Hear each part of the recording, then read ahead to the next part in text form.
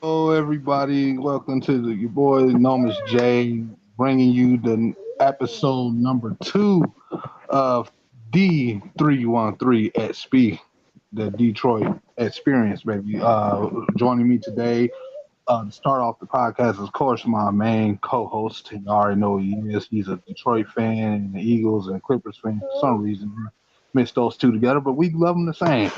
That's my guy, my Eagles fly. Go bring Daryl. Daryl, what's going on, brother? What's up? What's up? What's the deal, boy? What's the deal, man? Nomas, how you feeling, man? How you feeling, Dante, man? Welcome to the show, man. Thanks, man. I'm feeling great, man. But I see you, Pete. I see you got the piston gear on, so we gotta talk.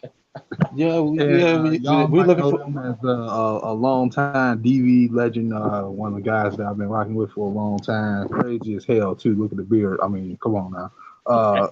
This is Dante Chase, man. Dante, what's going on, bro? What's up, man? I'm rocking the beard due to my brother, man. He rocked the beard, and you know about his situation, so what I'm saying, I gotta rep my brother at that point. So, yeah. Uh, All right, all right. Well, fellas, we got a nice little show going for today, man. Let's be real. We got some things to talk about. We got to start off, of course, with the basketball situation, man. I know the Pistons have still been losing. They did have under half their roster this past game against what was that, the Hornets. So they were like one quarter of their roster due to injuries and whatnot.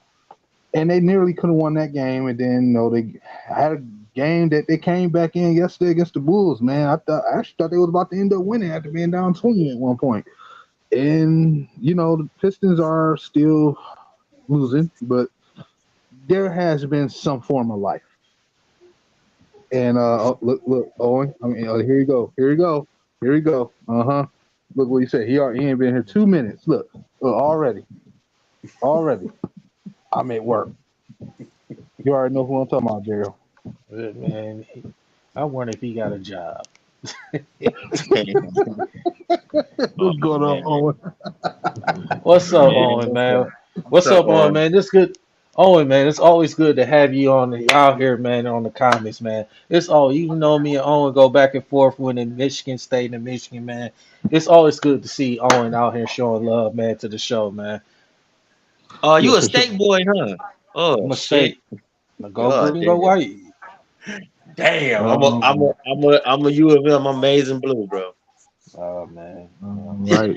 So I'm gonna start this one off with Dante, man. I know you got a lot to say. I know it's not gonna be pretty, but as far as the young talent, what James Wiseman has been doing, though, how do you like his progression at the very least going forward, man? Since he has been showing things on defense and he's been putting points on the board, being aggressive around the rebound, man. And I was because I was telling King on his channel the other day, I was like, one thing about him, he'll get a rebound and he'll have three to four guys on him, he'll still put the ball up, and it's like, wow. So he's scrappy. I just want to know your opinion about him, man. What you think about him so far? I'm gonna tell you the truth. I'm still hurt about the Sadiq Bey trade. I'm still hurt about that, but I've seen the progression. I've heard about it. He definitely be around a basket, man, because I heard his rebounds been increasing, bro. So I know about the rebound situation. I ain't know about the scoring until I seen that he had that big game. I get what he scored like 20. He scored like 23 or something like Mhm. that. So I mean, I get, me, man. I'm gonna give somebody a chance, bro. I ain't just gonna completely just jump on him. I mean, like I said, I was very hurt about the trade when it happened. I was confused because I was just like, what was the point? You gave up a shooter, and I didn't know anything about the James Wiseman guy. I didn't know nothing about him. So I mean, but All right, like I said, it's we all feel the same way about the Sadiq Bay thing. Like we all ain't gonna ever give over that, obviously. But of course, co-host Daryl. So let me tell you, man, what's your opinion about what's been going on these last couple games, man, that we got to watch? I Well, know. we gotta to understand the Pistons. We know they still young, they still inexperienced, they're going through some growing pains. You know they there were some games they had chance opportunities to win. Unfortunately, they came up short. Um, Especially the last night when against Chicago when they make that run, to come back in the fourth quarter. Um, they had a chance, opportunities against the Toronto Raptors. They fell short with the Orlando Magic. They fell short to Charlotte. It kind of really wasn't, really in it. The score was respectable, but, you know, Pistons is 0-4 since the All Star break. Three of them games, you could look and say they had the opportunities to win that game. Speaking yesterday, when they played the Bulls, I didn't watch the game. I saw highlights, but once again, we talk about their defense. The Pistons' defense was atrocious. It was horrible. It was horrible. You cannot get into a situation that you want to play catch up and think you have an opportunity to win the game. It's not going to. It doesn't always work. And they let you in Chicago was getting it wherever they want. It was getting whatever they want. Zach LaVine had 41 points. He's been killing the Pistons this season. And Dwayne Casey has not made enough adjustments. He didn't make the good adjustments to put the Pistons in the situation to be able to win games. By the fourth quarter, they went on a run. They tied the game a couple times, and they just couldn't get over that hump. Yeah, And I was watching King his video when he posted up, and people was talking about the Jaden Ivey, the mistake he called that timeout when they had no more timeouts and stuff like that. You got people on the Twitter and all they talk about, oh man, he's pulling the Chris Webber. Stop it, stop it. yeah, Okay, yeah, first of all, he's a young player. It was a regular season game. It wasn't no championship game. It wasn't nothing. It was a regular season game. He was trying to get the ball in bounds. Chicago played good defense on that situation. Did not allow him to, get the ball in bounds. He ended up calling a timeout, which he thought it was a timeout. Then he had no more timeouts. It was a technical foul. It was pretty much that was the ball game. You learn, what I'm saying. You learn from your mistakes. You know what I'm saying, and that's what this Pistons is going through right now. yeah, They're gonna make the IB and these other younger players. They're gonna make mistakes. They're gonna yeah, make mistakes, and that's how they learn the growth and to get themselves better, so they won't make that mistakes again. You know, you can see the Pistons. There's a lot of games you're seeing the Pistons competing. They just not they have not finished the torch. yeah, They have not been able to finish the Mhm. torch, and that's the thing. They lose a lot of games. They have not been able to finish close out games. That's coming from learning and growth. There are some yeah, games they did pull out and win. There are some games they didn't pull out and win. We can't say they did, but come on, it just it's learning. It's a learning curve, and I think the Pistons. It shows they're competing hard. They want to win. It's just Dwayne Casey and the coaching staff is not putting these younger players in a situation. I said we like to reiterate again. Dwayne Casey is not the coach that's gonna help these young players to be better. He's an old school style of coach. He's not the coach that's gonna get these guys to where they need to be. yeah. The coach is like for contending for a Man, contending team. he at home right now reading a book, Coaches for Dummies. Cause bro, Right. not to cut y'all off, the team not playing for him, man.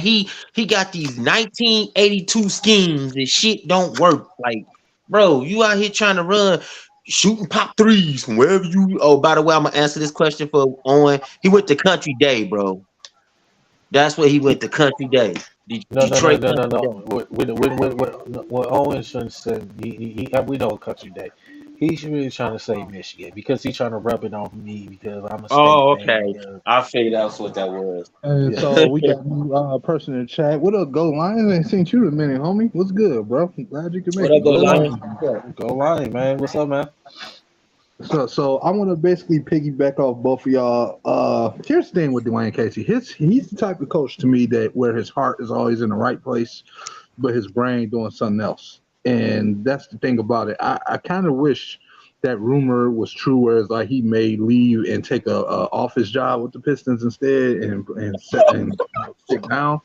I kind of wish that that is true because I feel like we all been saying we need a young coach that understands, or at least a coach, not just a young coach, but a former player coach. Because you've been noticing a lot of ex players that's been getting into head coaching jobs. They've been having some success. Like look at the Kings, for a matter. Look at I think the Nets still playing really well. You know what I'm saying? They had ex players coach too, but it's like They we kind need that type of. they kind of slipping down. They I, just they did lose yesterday. yeah, Yeah, and not to mention, no, I don't think that'll work. Not to cut you off, no, that shit not gonna work. Dwayne Casey is a fucking office job for the bro. He can't even make I know. critical I'm decisions in the saying for game. basketball operations, though, he can be helpful in that regard. I'm saying that was a rumor, though. But my point is, but my point is about is that yeah, the Pistons is young. This is what they're supposed to be doing. When you look at Killian Hayes, when you look at Ivy, when you look at all these other young guys, man. Unfortunately, I think Livers might be. I know Livers back healthy again, and I think Bagley's still healthy. He played. He's been balling the last few games. So it's good to see Marvin Bagley play well too, man. But shout out to him. He went They off the supposed other to night. get their ass kicked. They supposed to get their ass kicked at the end of the day. Why? Because they're going against so many more veteran teams that are more put together. This is the early years of their career where they're supposed to be getting their butts whooped. And that's why I said the Cade Cunningham injury, yeah, it sucked. It was bad, but in a way, there was a little light at the tunnel because now you got to put this team through the struggle of playing without him because he could have been there giving his all, and the Pistons still could be losing a lot of games, and it would have made the development not look worth anything. But now these guys get to single handedly work on their own game. That's the only thing that that injury came any positive out of it. And now we can look forward to the off season and try to add a veteran, put guys where they might need to fit best and cut whoever that may need to be cut. But for I now, don't this know. young team needs to continue to play hard as they can and you know, tuck it up on the chin, and we'll just have to wait till next year. It sucks. But Yeah, but I I think no, not to cut you good. off, but not to cut you off, but I really wish I wish Cade could have played his sophomore year. Reason Yeah. why I wish he could have played his sophomore year because that's his rookie wall. You all people always hit their rookie wall their sophomore year. It's between a rookie year and a sophomore year. By their junior year and their senior year, they pretty much got it. But no, see, here's the thing about it. If you was noticing, K didn't really, to me, hit a rookie wall that sophomore slump because, like, he went through a lot his first year. Because, Yeah. man, he didn't even start game one, and then he was out, and he had to catch up. Then he had the protocol where most of the roster was out. Then he come back in. It went to late in the season when he got Marvin Bagley where he was able to settle in. So he been through a lot, and he was putting up numbers before he got hurt. And that's why a lot of people were saying, like, damn, I wish he didn't get hurt. But now I'm saying with this team getting this experience this year, hopefully it makes things a lot better for the Pistons moving forward, where these guys can now take their game to the next level. That's what I'm saying for them. Because even when you look at Ivy has been through a wall. Ivy was making mistakes a lot of times earlier this year. He was way different than he did at the start. And I think Daryl, you know, too, his shooting ability and the way he's been making plays with the other guys, getting guys in the right spot. His vision looks different, the way he's moving up the court, man. So Ivy's improved a lot since the beginning of the year. You know, and that's all we can do is just put our hands together and pray for the best. So, you know, and that's what it is for the Pistons, man. You know, it's what it is. It's a rebuild. You know, your rebuild started Yes. when you took 8. When So, when I the thing with Ivy, mm-hmm, yes, the thing I'm worried about with Ivy, mm-hmm, he needs to learn. He needs to learn to slow down. And I yeah, know he's so athletic. He's so got so much speed. He's a little more. He's a little athletic. Yeah, The thing is, I'm worried about with Ivy. I said this way earlier on the Week Three Kings podcast in the beginning of the season. yeah, I am worried. I just worried about when he jumps up in the air, when he's trying to he attacking the basket, hmm, and I worried. I mean, I don't want him to be like what Derrick Rose went through. yeah, yeah, yeah. I feel you. Yeah, I see what you're With saying. yeah, Yeah, the thing is, and I love when his you, speed. hmm, I love his speed. I love he's being aggressive. But he's gonna have to learn. yeah, He's gonna have to learn how to. So he. Sorry, my daughter was. no, you good, you good. Good. so so he has to learn to slow down a little bit. That's the same with John Morant. John Morant had to learn. He had to slow down. He's athletic. He got the speed as well, but he had to learn to slow down a little bit. He had to get there, develop that jump shot, Yeah, And you because know and what? that's that's what I that. think. And that's the thing I was saying with Ivy, working with him to work on that jump shot, get him Yeah, to get better. You know, when you go in the off season, going into next season, on him to work on that jump shot. You know, so work on when to be aggressive, when to slow it down, and Yeah. that's something he would have. You know, because one of the things that worries me about him, I don't want him be like how Russell Westbrook Oh yeah, in the combination. oh, yeah. yeah. Yeah, and not and to add on to what you saying, I was just gonna tell you, bro, you right about that. How you think Kobe got so well? Kobe knew when to speed it up, he knew when to slow it down, he knew when he had to go on the post to make plays for others, he knew when he had to take over, he knew when he could just fall back and chill a little bit, you know. He got it. You right. He definitely got to develop a jump shot.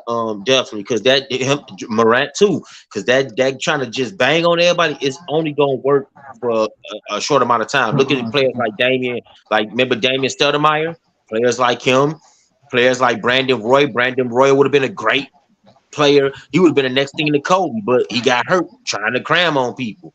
That stuff is cool for the highlights, but at the end of the day, you keep doing it, you're gonna blow your knee out, your leg out, your ankles out, bro. Because Hey, a lot of them that's players another don't play person. good. Another Hold no, on, fellas.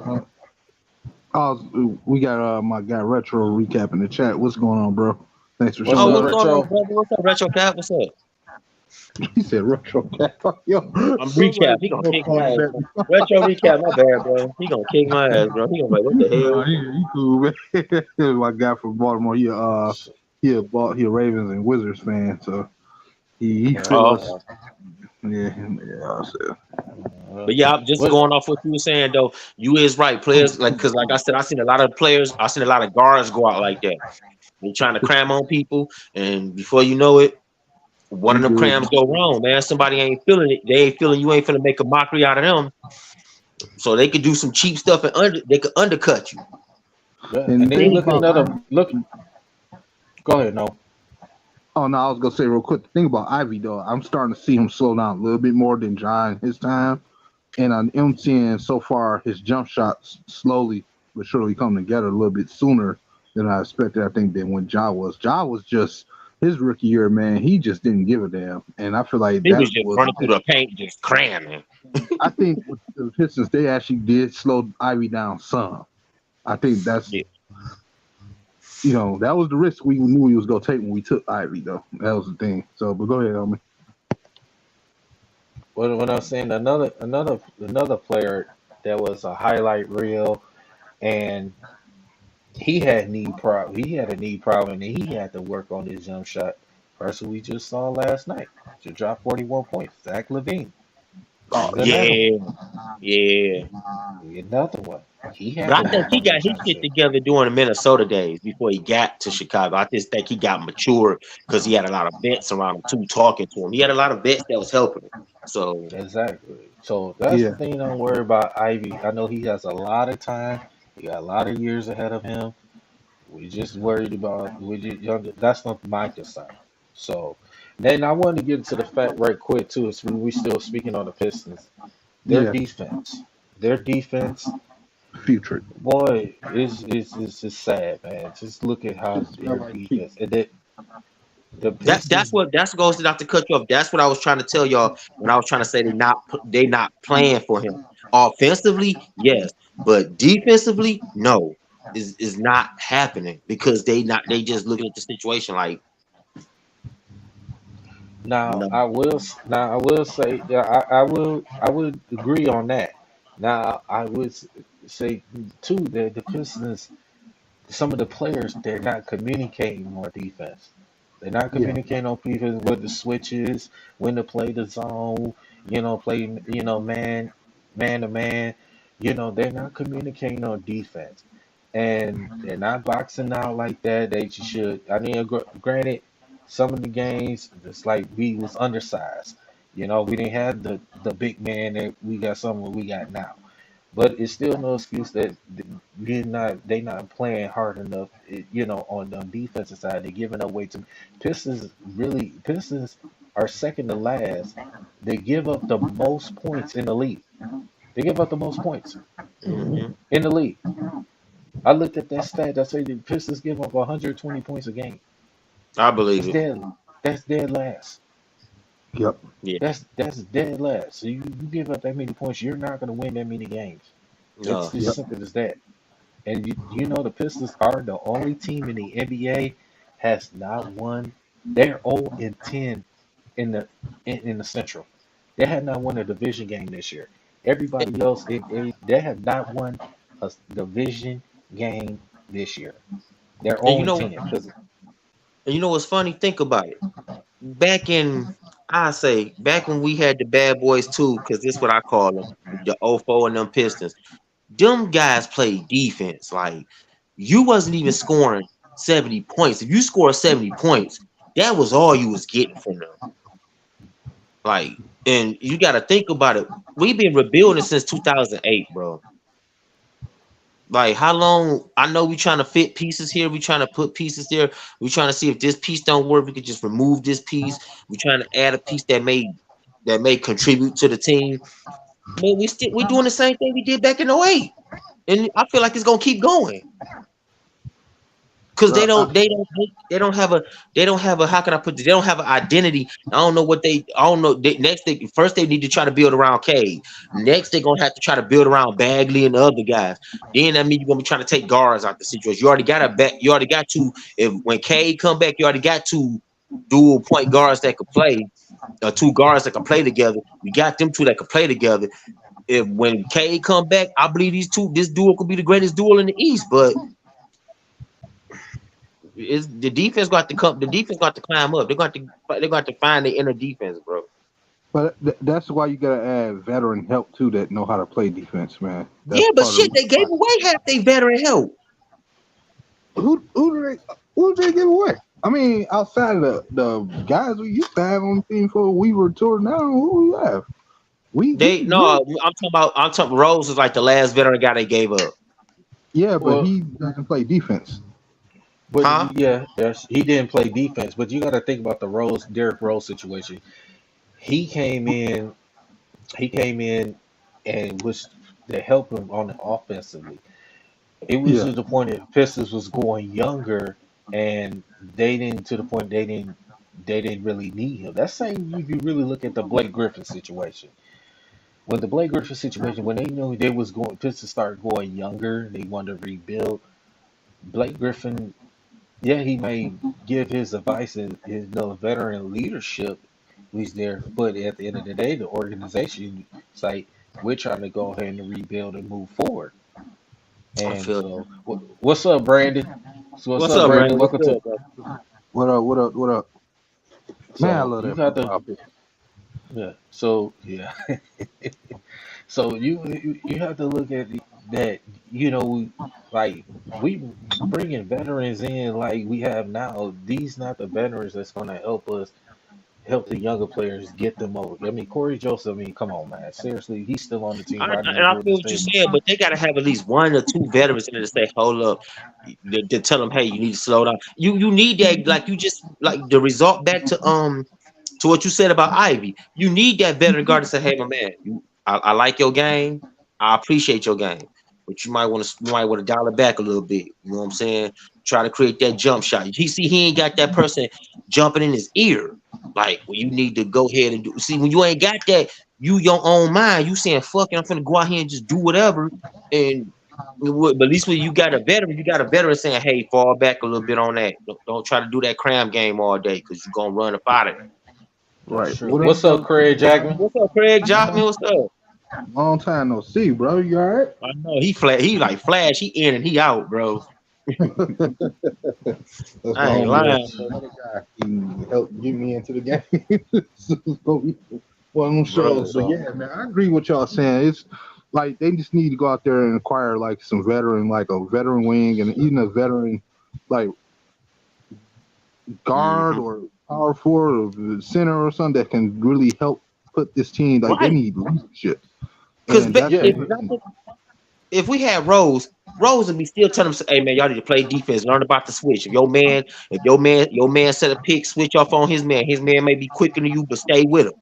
You ain't got that. So they like go back to what bro said. They not communicating with each other on the court. yeah. And when Mhm. you have Corey Joseph, he has been, I guess that's Dwayne Casey's guy for some reason, the Toronto days, but whatever.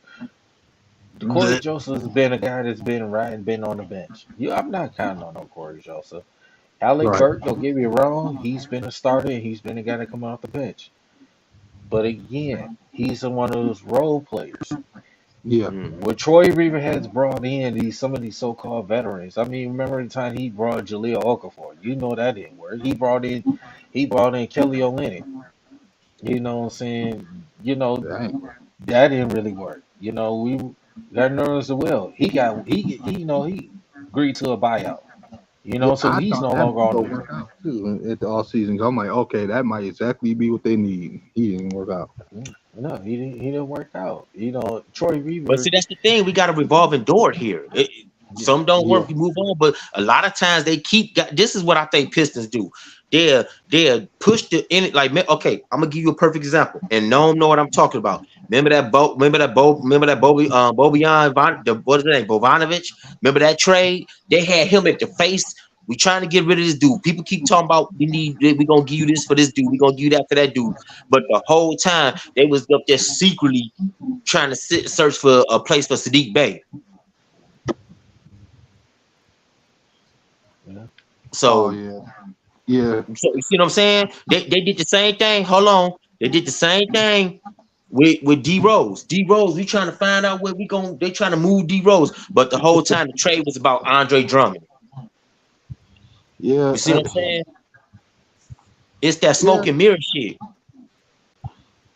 I mean, yeah, but it's like with them. I'm gonna get back to retro on this comment. I think I know what he meant. Oh, I But, do too. I just saw that. Everybody taking shots now. They should have brought back Reggie back. Oh no, not no Reggie. Not no Reggie Jackson. No, no, hell. this year it would have been cool to have Reggie with us because we was lacking help with Killian Hayes after K went down, and then Ivy took him in too. So I wish this year they would have had. But moving forward, you're right. But like the only type, like if you go into Piston archives or S players they used to play here, like guys like that would help us out would be like Reggie Bullock as a wing that can shoot and defend a little bit. With guys like that, maybe you can think of somebody else like maybe Josh Jackson if you could have brought him back. Because I remember when Josh Jackson was here, he was D'ing up on anybody, no Yeah, homo, and yeah. like he used to take people out the game. Him and even the one most hated pitch y'all hate all the time, Stanley Johnson. Stanley Johnson used to take people out of games, and Man, he shoot like he pregnant though, bro. He shoot like he releasing a baby in this one. yeah, but that's what it is, man. The Pistons need to find veterans that know how to bring a locker room together. Yeah, and I wouldn't mind bringing Bruce Brown back either, man, because I didn't like moving on from him personally. What I about kind Brandon of wish, Graham? man, The Bruce Brown, definitely the one I did not want. It, should have moved from, and definitely to but me, they should never let Christian Wood walk. yeah, oh, you took the. Oh my God, you took it out my mouth. I was about to mention They, Christian Wood. they shouldn't have, but see, that's the thing. Christian Brown had a great season. His last season with us was a great season, and they just like, "Bah, we could do without him. We don't care." And then he went Like, to the bro, what the Rockets. fuck are That y'all ended doing? bad. I was thinking like, bro, I would. You know what? Even when it comes to Jeremy Grant, my thing is if we bring Jeremy Grant back, we gotta trade Bogey because Jeremy Grant at least can help play some defense. And he I can would have score no too. problem. Not taking that from Bovard. But Go it's ahead, just my that bad. you get more with Jeremy Grant. That's why I wouldn't mind like doing a trade. Like I actually would trade him straight up, like give Bogey to the Blazers, and then in return for Grant, in a sense, and then just giving Grant an extension. Since now we got a little cap space, and then try to pick up Bruce or Christian Wood, because Christian Wood, he gives you everything that he's basically a more developed Marvin Bagley that don't really do alley oops all the time. Like he gives Mhm. you everything that we was hoping that we can get consistently from Bagley, in a sense that he can stretch the floor, he can shoot it, and even help play defense down there. So that's kind of why I miss the C Wood scenario. I feel like everything was happening too fast during that first year of Troy Weaver. Like stuff just the timing was always off about certain things, like when certain moves that was happening. And because most of our money was tied up to who? Blake Griffin. Like Yeah. if you really think about it, his contract hampered us way harder than we realized. Right. We gave up a healthy Drummond to keep him. I'm like, what the fudge? It's not even about Like, Andre. If you want to get rid of Andre for that bullcrap trade, fine. But that contract that Blake had still hurt us so much that it's like we had no choice but to bring him forward to the season and then wait for a buyout. Like we ultimately ended up doing because nobody was about to trade for him the way he That's was right. true. playing. And that's what the You inherited situation that is. contract. Right. But let's go ahead and switch topics now. Well, Obviously I wanna give y'all an update right quick. The other scores in the NBA right quick. The okay. Dallas Mavericks is actually winning against the Philadelphia 76ers. Luka Doncic with 32 points, Kyrie Irving with 29. Oh The shit. Dallas Mavericks are winning 98 to 82. Yeah. Mm. So, and right quick before we switch topics, I want to talk about Kevin Durant's debut last night Oh with the yeah, yeah, Phoenix Suns against, they played the Charlotte Hornets. I want to talk about, I'm seeing stronger on my laptop looking at the scores right now. yeah. Um, Okay. the Wizards are beating the Raptors, and who cares? Pacers beating the Spurs, who cares? So, which if did y'all get a chance to see any highlights of Kevin Durant's debut? What's y'all thoughts about if the Phoenix Suns can turn around? Can they possibly win the Western Conference? Can they win the NBA championship? What y'all think? It's still Dante, I'm gonna let you go first. I need a little time to think about It's it. it's still open, and the reason I say that because the Lakers have been doing good. The Clip well since they made the trades. Apparently, the Lakers have been doing good. The Clippers, they slipped a couple of times. They lost a couple of big ones. Um, Golden State, I don't know what they is, but I say so far, I ain't see the highlights of Kevin Durant. So I don't know how they was doing, but I mean, if he could stay healthy, man, no.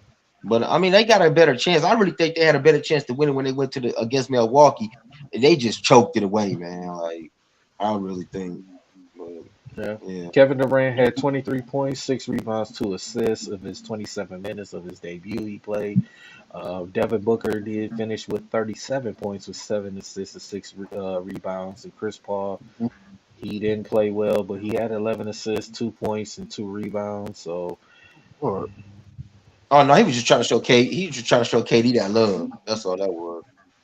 and the Aiton had 16 points and 16 rebounds with 4 assists. So, you know what what? I think, I'm gonna let you Look, go go ahead. ahead. I'm Okay, gonna let you yeah, go ahead. yeah. I'll go on this. This is what I will say. If KD if they can find a way to kind of like correlate, like work together, and as far as like not where it's got to be one guy doing everything, like how we usually seen it all the time. If they could have that same type of model that Golden State had, where everybody share the ball and one take less for somebody else to get more kind of mentality that they always play with, they got a shot. I'm not gonna say they're gonna win the finals, but I gotta put them in there at least as a top 3 candidate in the West to come out. You have I to. see that. I can see that. That's what I was gonna say. I say it had to be like them.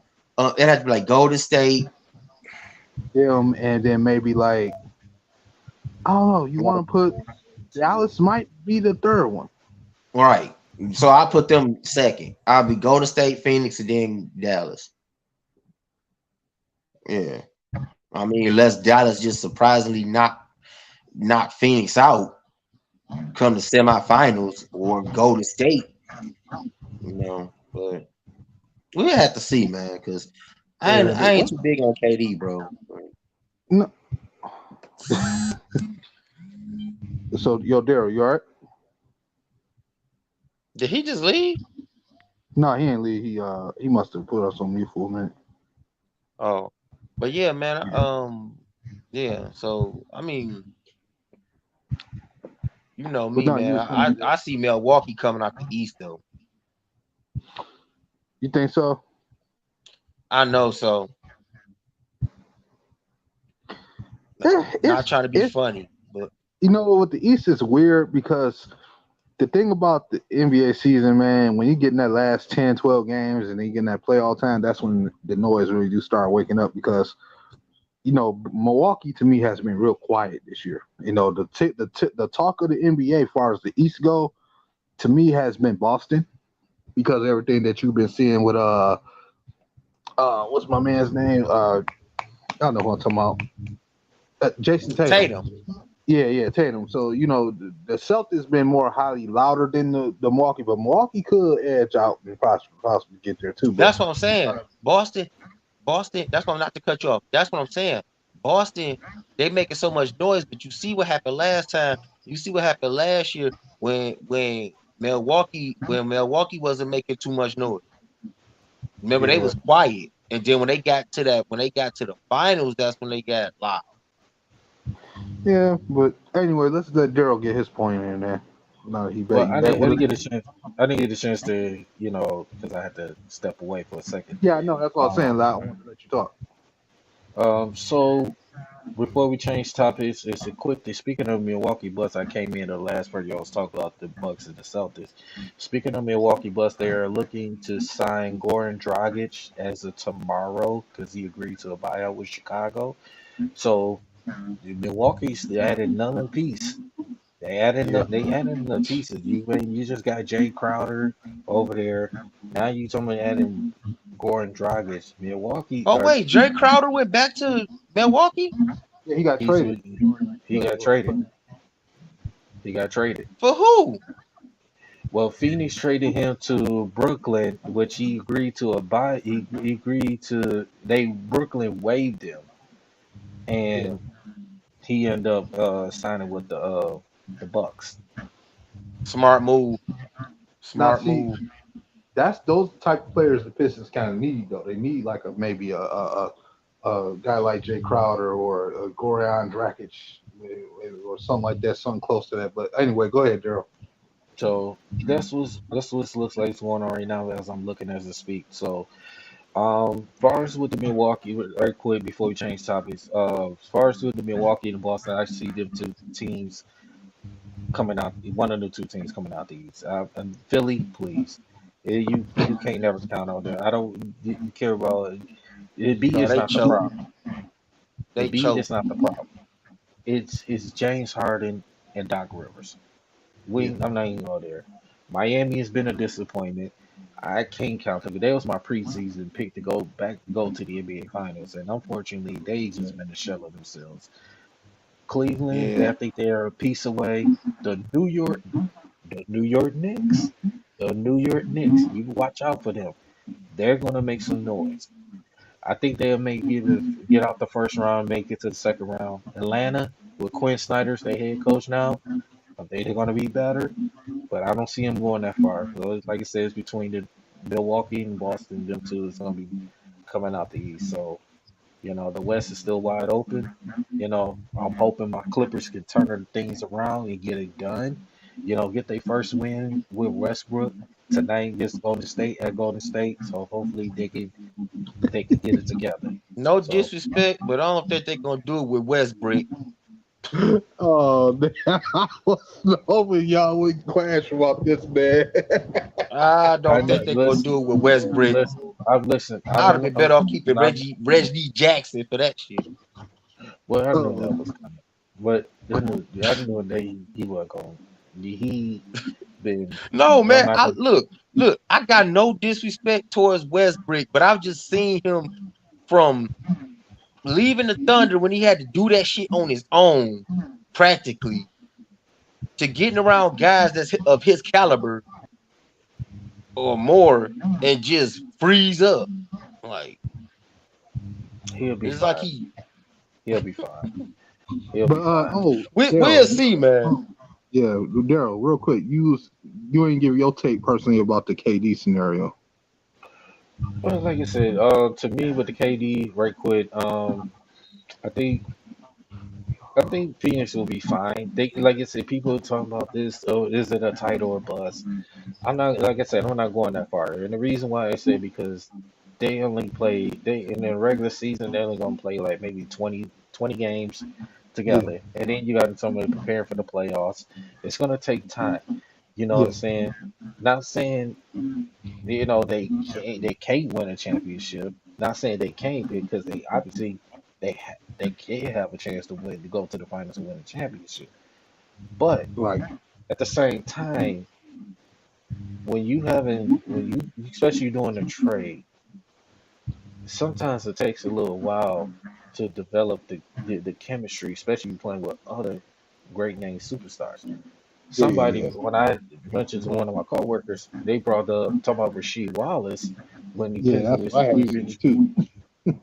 But the difference was when the Pistons, we didn't have superstars. We have a group of collective guys just to play together. Rasheed Wallace was that exclamation point until we to win that championship because his veteran leadership, and when he was in Portland, you know what I'm saying? He has been to a conference finals. He never been to the finals. But then so it's difference because Pistons didn't have we didn't have superstars. Yeah, We didn't have superstars. Phoenix Mhm, got a superstar point guard. I mean, Chris Paul he's going down, but he's still one of the best point guards to ever play the game. mhm. Devin yeah, Booker, one of the best players in this game. Maybe you could say top 15 right now in the league. Fine. Add on Kevin Durant, and then you add on a guy like DeAndre Ayton. It's going to take that, especially more often, and especially when the game has changed, yeah, and it ain't like when the going to work Pistons in '04. yeah. The game has changed. It's evolved. It's changed. It's more offensive oriented than defense oriented. So That's true. there's a difference to it. Yeah. So that's why I say, I was telling my coworker, it's a difference. The game has changed. It's evolved. So that's why. So, Right. but yeah, we go to another topic, man. All right, real quick question though. We all feeling we vibing well? We liking this so far? We feeling good? We feeling good right now? We good, man. What you think, Oh, Dante? Mhm. Oh yeah. yo. You say what now? No, he said, You what you said we think? Vibing good? The chemistry going good for us right now? We feeling good? Oh yeah, man. I, Yeah, definitely, yeah. definitely. The reason I asked, I try to create an atmosphere on here, man, so make sure everybody feel like they can all talk. But you know what I'm saying? Because we just a bunch of fans up here, man, just talking about our favorite teams. There ain't no right or wrong answer about nothing. Right. It's just be a fan and talk about what you love, and that's what the atmosphere I wanted to create. So that's why I'm Hey, glad I got I y'all on here. What's not to up? cut you off. I do want to say something that's been bothering me, bro.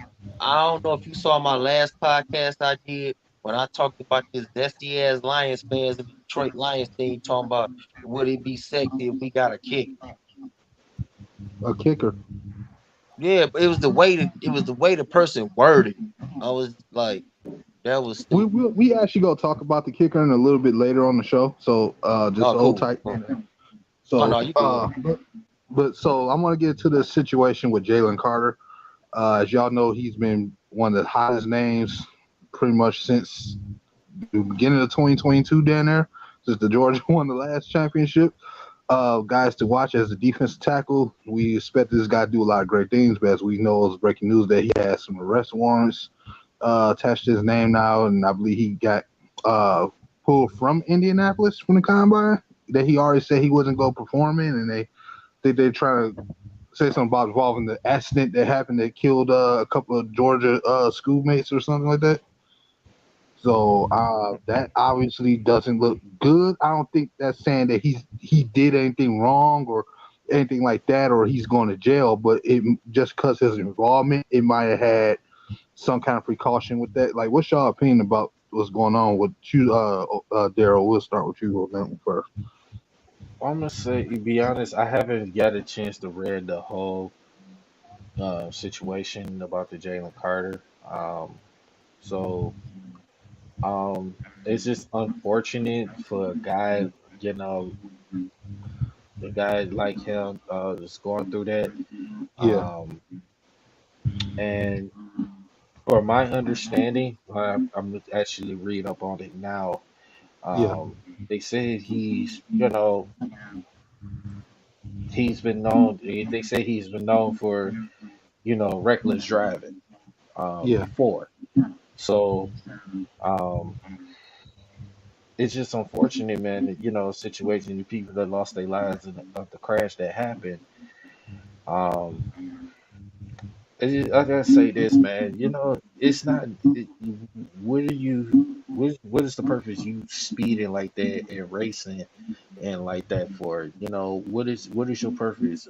You trying to show off to your whoever your buddies or whoever it is? It's not even necessary, you know, to risk your life or somebody else's life to reckless driving and stuff like that. Because yeah, you just never know who could be walking or running, anything, you know, just to be in that situation, you know, just it's just unfortunate situation, man, that for him to be involved in that situation, man, it's really sad, man. And you know, this can hurt his chances of getting into the league, man. Really. yeah. So And you And know, not to and to bring up oh, not to go bring ahead. up past jacked up memories. Y'all remember Bob? That's the same way Bobby feels now. yeah. Mm, So it's like, I mean, I don't know. I known even back. I ask this question all the time. These guys make loads of cash that we only could even dream of our hands even touching half of, and they got one job, just to go out there and play for their contract. These guys get this money and they let it go to their head, and then before you know it, I gotta go get the baddest car. I gotta go get the car ain't nobody get. I gotta go get the fastest car. And then they get it, and they're like, oh, well, I gotta do this. Not saying that this is, this everybody don't do that, but some of these young cats. And how old is this guy? no, he gotta be in his early 20s because he's about to get drafted, Yeah, assumably. he young. See, it's young cats just doing his jump. But it's not just simply about being young. Cause see, this thing about it, it's for me in this type of situation, and of course, like we said, most of us don't know the full story about it. It happens. Kids, young kid, 20-year-old, Hold on, y'all. I'm gonna have to 21. charge my phone. I'll be right back. Okay. All Uh, most young people, that's 20s, early 20s, they go do little stuff that they probably shouldn't do. Let's be real. They go be drinking sometimes. They get out there drinking drive. They do this and that and stuff. You can't expect a kid to be. I mean, 100%. You would like it to be, but sometimes that stuff go happen. You know what I'm saying? And my thing is that's not to say that completely is no just wiping on the rug with him.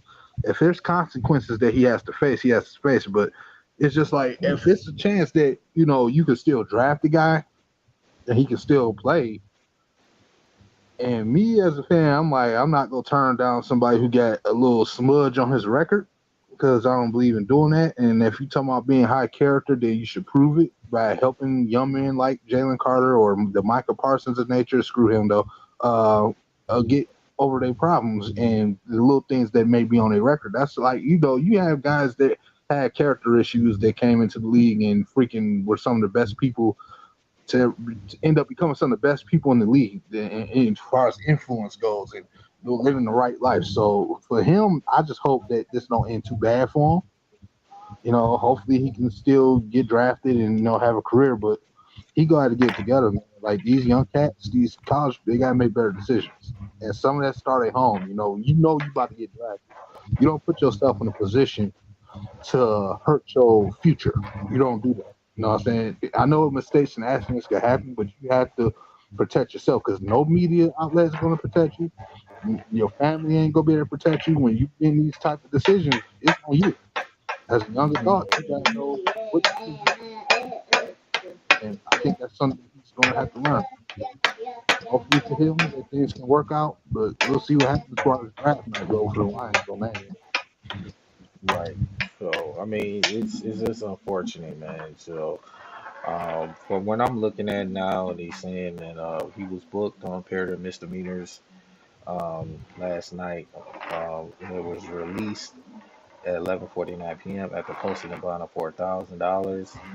Courts of online records. He is being arraigned for hearing in the case that's set for April 18th. Oh wow. Like 10 days before the draft. Yeah. Like damn.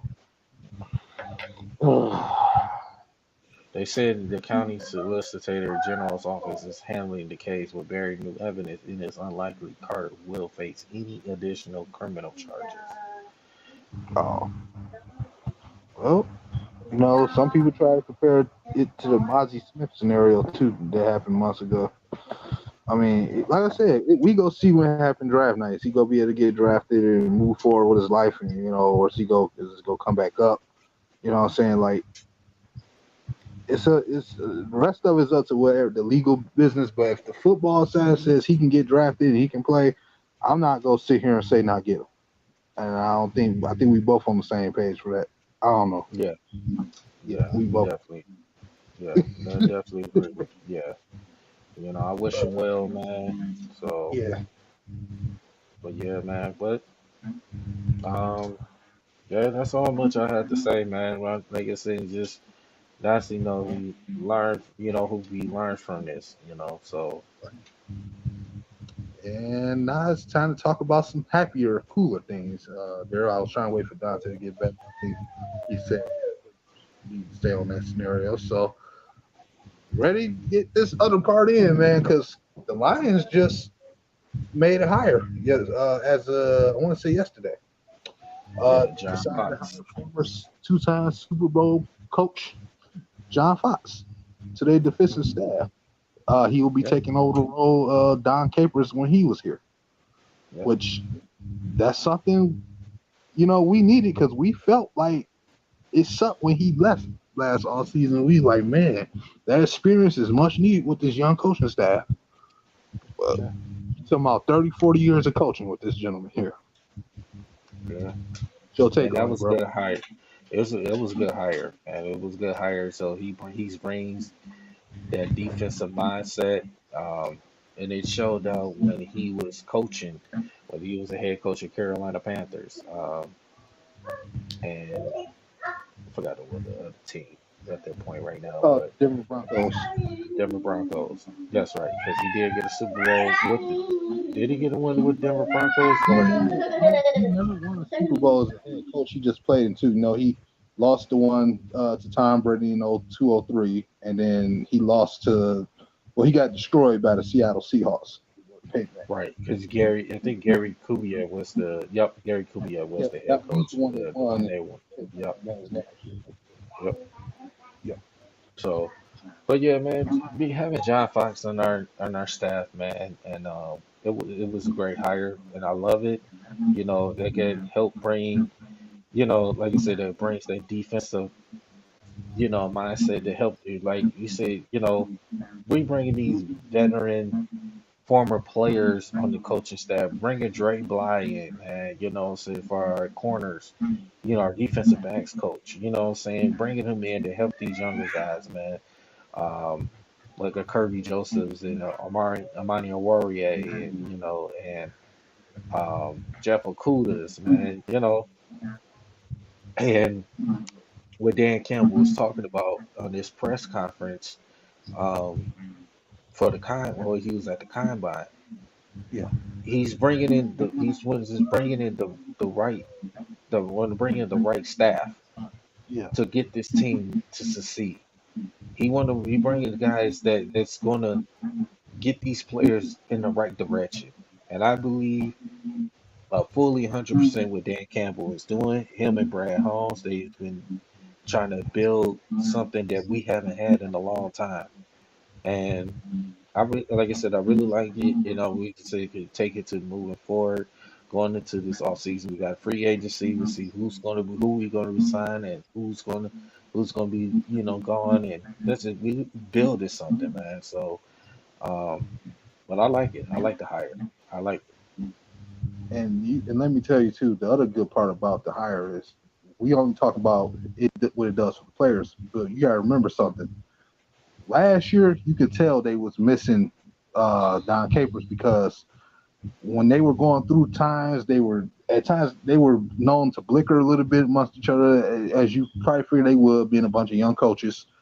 They now have another guy they can all turn to when it's a problem. So this is not just a move that helps only the players, but it helps the coaches, the young coaches on it. You got guys who now going to be position coaches on our team for the first time in their career down there and in the NFL. So they need somebody they can turn to from advice as well.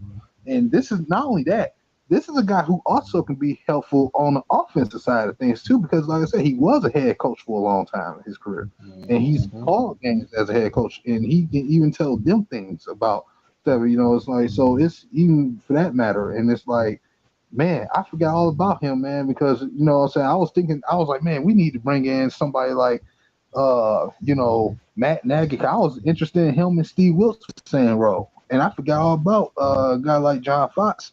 I thought he just left the NFL, and now he's back with the Lions, which is funny because Jim Caldwell pretty much had a winning record against this guy when he was also a head coach. Exactly. Yeah. He had a bad with the Bears, but even with the Bears though, he still helped build that team that Matt Nagy took and put the pieces on and make it that one and done playoff team. But still, like, this the experience, man, that he brings is what I'm hyped. And then on the back end of it, Aaron Glenn got a multi-year extension as defensive coordinator, which I was Yeah. very excited for. Yeah, I am too. I'm very happy for it because Aaron Glenn shows his work ethics. I know that it didn't show us on the stat sheets, but you can see the progression. You can see your development. These guys are playing hard. He's calling schemes and what I'm saying, plays. So they these guys are playing hard. He's making the right calls at the right time. And especially with the winning streak that's been going on. So what happened. So he deserves it. What I'm saying, the effort he's doing is he's gonna be better and better. Did you give an example with D'Amico Ryans, what he did with the San Francisco, 49ers with that defense, Yeah. what he did, you know, his these schemes and plays and stuff that helped 49ers to be the defense, one of the top defenses in the league. And I can see with Aaron Glenn in that same path, like what D'Amico Ryans did. So definitely, Yeah. man. Now, and here's the thing though about they say is like doesn't mean that Aaron Glenn can't leave for a head coaching job regardless of the extension, but it goes back to what I said. When you look at these teams like the Patriots when they were winning all the years they were winning, and then now with the Chiefs and even with the Seattle Seahawks for a period of time during the last 10 years when they were like consistently winning, and even Green Bay. These coaches, the reason why a lot of those teams had that success, that sustained success, is because they keep their coordinators and a lot of their coaches there. I know the idea is that they're supposed to leave for head coaching jobs, but that's when the coordinator has to realize, like, you know what, I haven't really accomplished what I wanted to accomplish yet, and I don't want to do anything until I get to a Super Bowl or at least coaching one. And you know what I'm saying? And that's what I feel like the coordinators do. Like when I say I want to lose Aaron Glenn and Ben Johnson, it's not because I'm just like a hard up Lions fan that don't want to see nobody leave. It's for a reason, because when you win here, I want to know that you really want to hear, and when you leave, oh yeah, it's understandable why that guy's leaving. Because like when you look at You know, with Kansas City, the OC leaving to go join the Washington Commanders. You know, he stayed there for years under Pat Mahomes. I understand for his scenario why he left, but when you look at Josh McDaniels, he gave up the Indianapolis head coaching job that he had. He literally let it go and stayed with New England to coach the last few years of Tom Brady's career. There in New England. So it's like you want to build an assistant, a part of building a system that can just reach down to the team and the players, and where it can come in no matter who you bring in, new talent wise. That culture will be there because you kept your coordinators, your head coach was still showing he was competent. People are buying in, and it's just infectious that way. And you want real winning teams that win Super Bowls consistently or be in that title hunt. Usually had those coaches together for a while. Like that's why I feel like that this way how these coaches get poached off and hired of like, oh, it's got to be an offensive minded guy. That was all really started because of the Rams. Because you go to a LA franchise that's a big high market state, you win there, then everybody has to come and go after your guy because everybody wants to copy what they did. But otherwise, that's the way to do it. The teams that win consistently like that, they show you on paper how it's done. And I'm glad the Lions gave these guys extensions and got them here. And they chose on their own to want to stay here. So that's the big part about it. I want guys who want to be here and want to coach here. And Aaron Glenn has showed that. And along with Ben. So that's the part I'm most happy about. Both of these situations with the Lions on their defensive coaching staff. I feel like our coaching staff got more impact talent than our roster do, Dan. Yes. That's crazy. We got more stars on the coaching staff than we do. That's a damn team. Oh my God. So anything else you want to say about Glenn or John Fox, man? Man, like I said, man, it's just a great hire for the Lions, hiring John Fox, man. And like I said, I'm happy about the Aaron Glenn with a multi-year extension. Like I said, I believe in him. I believe in, even our offensive coordinator, Ben Johnson, man. I believe in our coordinators, man. I believe that the Lions league gonna have a complete team to succeed, to finally win their division for the first time in a long time. It's been over 30 years since the Lions won a division, man. It's been Green Bay, Minnesota, Chicago. Then those three teams in between, man. I think this is the time that the Detroit Lions to finally go out and win a division, have a home playoff game, man. And man, we show up, man. We show up, man. To support and show them the love, man. It's that time, man. This is the year. Yeah. This is the year. And so I believe in these guys. I believe in this whole entire coaching staff, and they're gonna turn things around, man. Get these players to be better and just succeed. Yes, sir. Oh man. Want to say real quick before we expand on this topic. Want to say shout out to We Three Kings, man, for the support of the promotion videos and stuff like that, and just supporting us every time we do a podcast. And shout out to Culture of Detroit as well. They're big on them, man. So salute to those guys. Everything King, Big A, and Big Willie Styles. Yeah, shout out to them. Shout out to them guys, man. Them very quick, man. Like Big A, Rick Willie Styles, and King, man. Keep doing what y'all doing, man. You know what I'm saying? Keep doing what y'all doing. Y'all the loving and the support y'all have for our show, man. Which y'all show as well, man. Y'all guys, man. Y'all keep doing that work, man. Keep putting that work in. This is the hard work pays. And King, man. Especially with King, man. He's out there, man. He's doing his thing, man. And also, I want to give a shout out to the guy Downtown Dudes, man. Shout out to Downtown Dudes, man. The Downtown Dudes is on another level, man. He's on another level, man. He's putting that work in, man. Shout out to Downtown Dudes, man. And shout out to Carl Collins, man. Shout out to Carl Collins, man. The work he's been putting in, man. So shout out to them guys, man. We watching, man. We watching, man. So. We love the great work y'all doing, man. So shout out to we trying to get we working on it, man. We working on it, man. So So it's gonna take some time. We're working on it, man. So, For but yeah, sure. man. So, you been able to check in on the combine or anything like that? I haven't, you know what, to be honest with you, I haven't really checked on the combine, man. And the reason I don't really get into too much in the combine like that is because, yeah, shout out to Owen Oh, 16, and man, as 16. well, man. Shout out to go green, go white on 16. Remember that.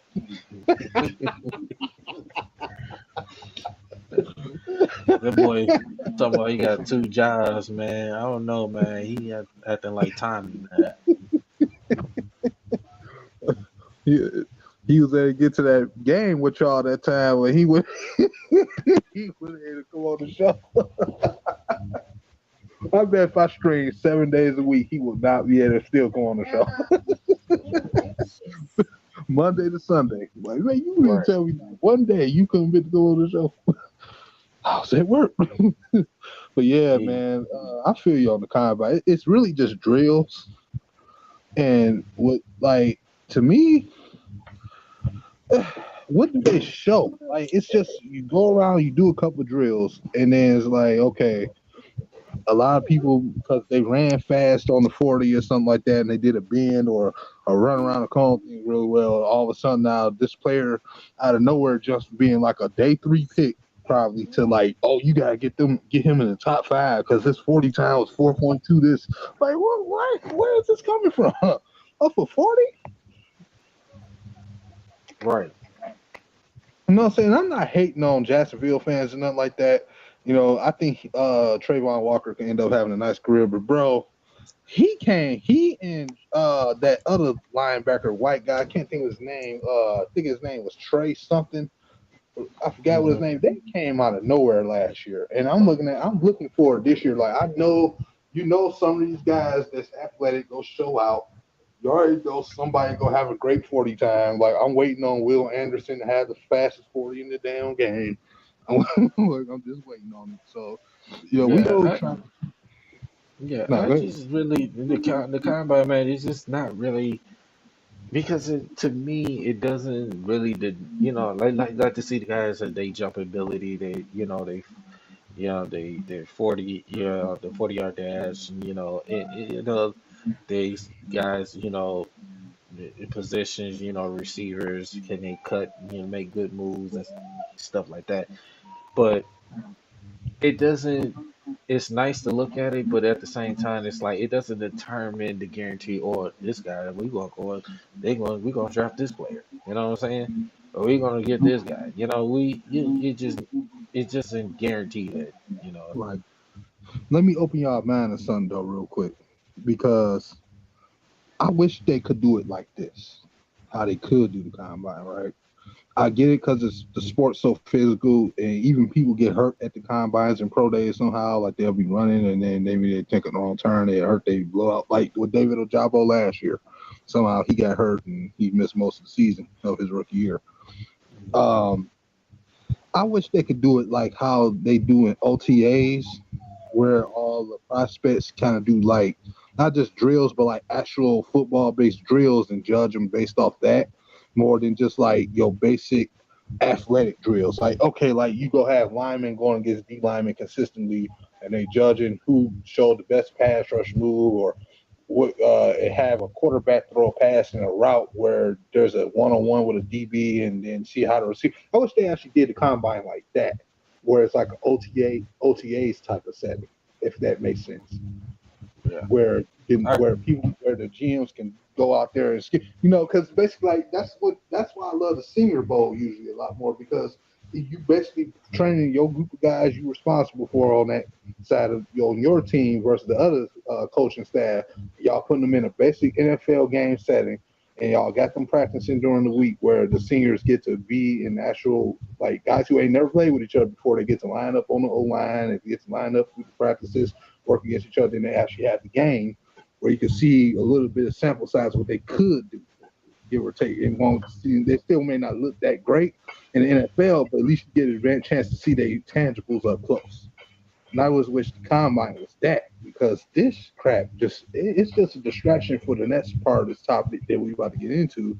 which is free agency, which is right around the corner, maybe about another 20 days from now or less. So today being the second, free agency is pretty much 10 days away. So my thing, do you have any more guys on your wish list?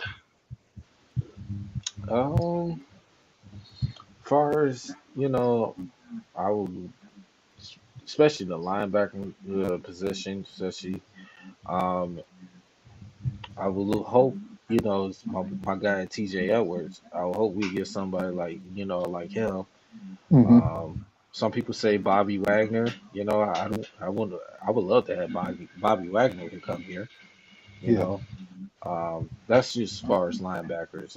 People, going on, we saying, oh, we get Jalen Ramsey. Yeah, I could get Jalen Ramsey. You know what I'm Now, saying? what would you Yeah, I give would up to get. get him? Huh? What would you trade to get him though? Um, I would trade a couple of. I would trade like if it comes down to a trade, I would definitely trade. I definitely wouldn't touch that six pick. Yeah. I wouldn't touch it. I'd trade that 18 pick.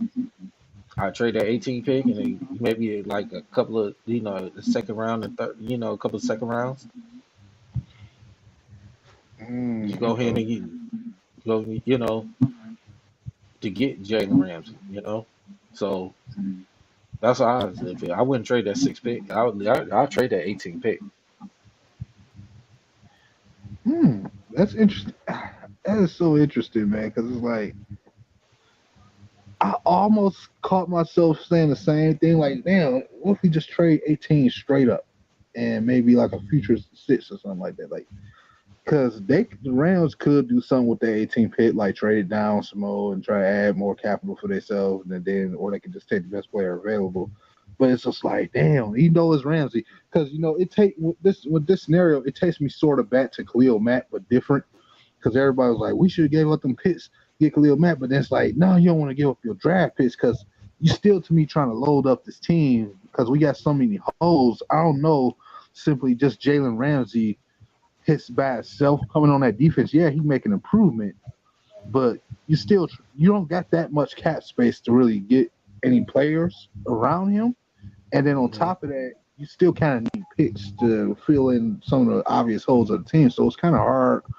And then it's free agents that people want, like De'Aaron Payne, who just got the franchise tag. Then you got Jermaine Edmonds, that might cost a pretty nice penny. So it's kind of hard. Like for me, I like TJ Edwards, but I don't know what kind of contract he would ask for. I mean, be honest, he would. I think he would. He'd be worth the money if we were to pay him because he deserved it. Yeah. Oh, just I got a breaking news right quick.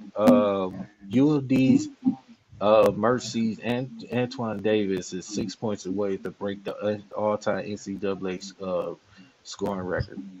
Oh yeah, I heard He's about that. yeah, Oh he's wow. yeah. So it just popped up my notification. So he's 6 points away to breaking that record. So Okay, okay. shout out to Antoine Davis, man. Shout out to him, man, for the work this guy, man. That's a score, man. Put UAD on the map, man. This guy, man, I haven't watched any UAD, Mercy games, but for he averaged that many points, man. Man, whew, I'm definitely gonna be looking at highlights. So in that, but yeah, Brandy, he said Tremaine Edmonds. I'd say I'd go for Tremaine Edmonds. Yeah, I I would go for too. Tremaine. I just think his asking price might be too much than he can afford. That's the only thing for me. Yeah, I agree with that. I agree Uh, with that. yeah, yeah, you know what? And thing is too, um, I'm trying to see how this linebacker core will work because if I'm me and if I'm the GM, which I'm not, I still like what we have with the potential of a guy like Derek Burns. Rodrigo's he's okay, he's solid. Who? Oh. We got a big star coming in here, man. Hey, what's up, man? Micro Mike. Hey, what up, dog? What's going on, man? Not much. Just talking some Lions real quick. Got Daryl in here with me, man. No fellow member of We Three Kings. Uh, yeah. Oh So, yeah, oh yeah. oh yeah. So I guess I can just pass the question on to you then, Mike. What's your opinion on what we should do in free agency this year? Like, what direction do you want to see them go in? Well, I can give you some ideas of who they're going to sign. John Johnson III is going to Mm-hmm. be a target for the Lions. I think he's going to sign with the Detroit Lions. So you're going to get a young safety there, 27 years old. That's a player. I really want them to go after Jamel Dean. I think that would be an absolute perfect cornerback they can get, 26 years old. It's going to cost a pretty penny, but he would fit great here in Detroit. I really would like that. And honestly, just re-sign your own guys. Isaiah Buggs, want to bring him back. Obviously, Jamal Williams, get him back in here. And get a backup quarterback like a Cooper Rush. I think that'd be legit. Yeah. I like, you know what, and thank you for coming to the show, man. And Yeah. I really I'm like glad. when you said Jamal Dean. I didn't think about Jamal Dean until you brought it up, man. I would like to see Jamal Dean, coming here to the Detroit Lions, man. I think he'd be a great fit. He's still young. He's only 26 years old. Yeah. Um, he can bring his experience over to help Kirby Joseph and Jeff Okuda and the guys. You know what I'm saying? Bring that veteran, you know, leadership over to this Detroit Lions team. I really like that. Jamal Dean would be a great fit. It needs to come here. He'd be a great fit. Yeah, man, we definitely need cornerbacks so bad. It's like you could get him and draft a cornerback within the first round, whatever, pick 6 or 18. That's how bad this room is. And yeah, no, anytime I see fellas on and you got the link in, I jump in anytime, no. I Man, first appreciate it. off, I'm glad to hear you doing well, man. I was kind of worried, like, oh yeah, Mike is good. I'm glad to hear you doing good. Man. Oh yeah, man, that the spine's been bad, so I've been in rehab for I don't know what, like 5 weeks now. I got 4 to go, but they're allowing me to go back to work out. So yeah, man, just take one day at a time, though. Oh yeah, man. Good to hear from you too. And so, like, what do you think they like? Should y'all okay with bringing back DJ Chark? I'm cool with it. You know what I I'm would love it. saying? I would love to bring DJ Chark back. Definitely love to bring him back. Um, because he shows when he's healthy, he's a good receiver, Yeah, and he can help. And then times when he play, he may be going probably next year if we do resign, be our third wide receiver, but he yeah, can help take the load off of Amon St. Brown and Jameson Williams. yeah. You bring DJ Charper, I would love it. I would love to bring him in, bring him back. I concur. Him and Jared Goff just clicked after the Thanksgiving Day game, and they were on target, and he was catching everything. And like you said, it opened up for Amon-Ra St. Brown, and if he comes back, it's going to open it up for Jameson Williams. That's what we have these outside guys, and then let Amon-Ra roam the middle, make this offense dangerous. So I agree, man. I love DJ Chark. Hopefully we can get him back. Now, Yeah. let me ask y'all this question real quick. What is your very honest opinion about, since we talking about secondary need and help? We have a pending free agent right now, veteran corner. Y'all know who I'm talking about, the nickelback. Can't think of his name. Former Kansas City Chief, Mike Hughes. Mike Hughes, yeah. Yeah, y'all. Would y'all bring him back? Yeah, I have no problem bringing Mike Hughes back. It's not going to cost you much. We're talking about probably veteran minimum deal. And Obviously we're going to be Amani's probably not coming back. Will Harris is probably not coming back. And he's solid. Like he's not a number one guy or anything like that. But if there's injuries, yeah, man, I don't mind him. I piggyback what he said. Now is a corner that I don't mind. I wish he could come here, but it might cost a price, and I don't think he may come. Jonathan Jones. Jonathan Oh Jones. yeah, Oh yeah, yeah, no He's a doubt. good corner. yeah. He's one of them good corners too, but that's just unfortunate. I think he's gonna ask for the price. He's gonna ask for the price. So If they want to go cheaper route too, I think going Byron Murphy from the Arizona Cardinals would be a 1 year cheap deal. Before this last year, he was injured. But before that, the last 4 years, that he was playing every game. He was a dog, man. And I think you get him for like 1 year, $5 million. And so if they don't want to go big, he could be someone that you can do like a DJ Chark contract. See if he wants to try out a year, a prove it deal. Yeah, you know what? That also reminds me the same thing of the former Michigan linebacker that plays for the Steelers too. Y'all know who I'm talking about. God, I'm sucking with names today, but y'all know who I'm talking about when I say before. Devin Bush. Devin Bush, yeah. Oh yeah. So yeah, he's kind of sort of in that same boat too. Like you gamble on, he might even be even cheaper. Like you might be able to snag him up for like $2.1 million or something like that. And I think that could be a potential thing. My thing is when it comes to linebacker core, obviously we know we need some dad-driven work there. Oh yeah. We got a picket sign apparently that says linebackers don't matter. Hey, that narrative happened before this last season. That narrative was dead after week 18. We started in the competition era, bro. Yeah, man. Look, dog, I fully expect them to get a veteran and then drafting one, and probably in the second round. Like you got to upgrade the LB position. Yeah, because the thing about it is, I don't know if we still gonna be doing like 2 linebacker sets or not. Because I still on my plan of draft the player that makes you change the way you do things a little bit. Because he's so good and you gotta have that talent. I'm just more open to who we bring in. Now I realize something. You're right. You do need a veteran guy in here.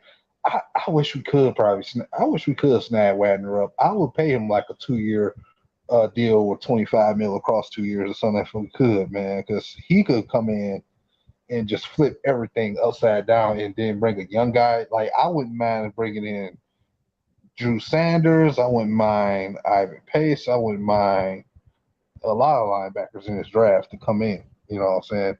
Especially somebody that can help in coverage. That's another thing we really need desperately because we got guys that can get to the run, but they don't have enough talent on the back end part that can drop in coverage. So, but the Lions being a team that likes to rotate a lot, kind of want to start getting some guys in here who can handle more 3-down sets, linebacker sets, like 3-down rolls. You know what I mean? Because I concur, man. Like you got to have a veteran at some point. Right now, we only got 2 linebackers currently on the roster: Malcolm Rodriguez and Derek Barnes. And you got to get a guy who has done it at a high level. And look, Bobby Wagner's old. He's 32, 33, but he's still one of the best linebackers in football. So I don't think he'll come here just because he probably wants to stay in the West Coast. But it's still the concept of getting a veteran guy, I think, is really important. And in the second round, there's so many linebackers that will be available. We're talking about Trenton Simpson potentially could fall to the second round. That could be a target. Drew Sanders, Jack Campbell. Love Jack Campbell, man. That dude he would be perfect here for the Lions. Noah Sewell, obviously Panay's brother. I mean, it is loaded with linebackers, man. Yeah. Now, who's your favorite in this draft? Like your top 3 that you would like hands down, like, okay, I'm running to the podium to get this guy. Look, I like Trenton Simpson. I think he's a versatile linebacker. We do, like it's just said earlier, we do 2 linebacker sets, but we do a lot of mixing plays on defense, and he could do, man, he could rush the passer, cover, he's fast, he can drop back even more. If I want Trenton Simpson, if you can't get him, I like Jack Campbell next. The dude is just a football player. Is he the fastest guy? No, but this dude plays hard from quarter 1 to quarter 4. He doesn't give up. He is that type of player. Drew Sanders is probably my number 3. I'd love to have him. Yeah, Brandon's right. He does have coverage problems. Honestly, man, Noah Sewell is probably my number 5. But Drew Sanders there. That's probably how I'd go. Trenton Simpson, Jack Campbell, Drew Sanders. And I don't think there's much of a difference, in all honesty, between those two. Not big of a drop off, but like Brandon said there, Noah is probably my 5 because he's a little bit slower, and you do get worried. Like, is this a Jelani Tavai type of guy? But there's players to be had. Yeah, I feel that. Now, I do need to get your opinion real quick.